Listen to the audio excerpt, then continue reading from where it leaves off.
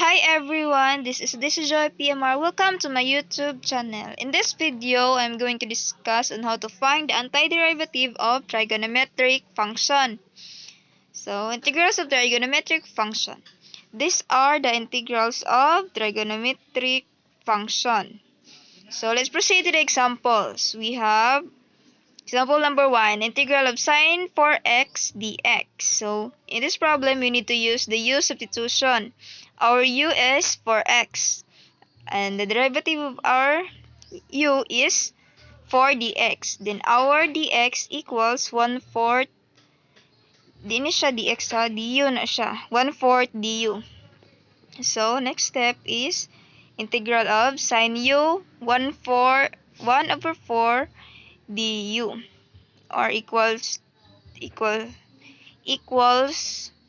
1/4 integral of sine u du.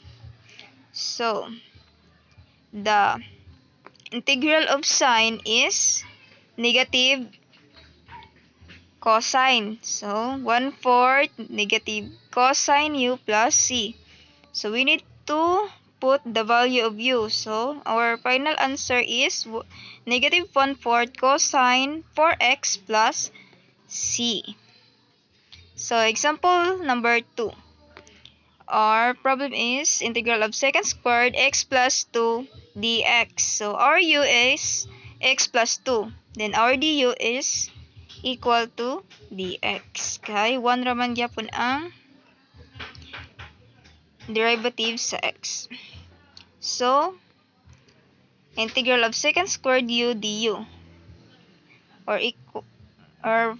the integral of secant squared is tan. Then, we need to put the value of u. So, x plus 2. So, our final answer is tan x plus 2 plus c. So, that's it. Thank you for watching.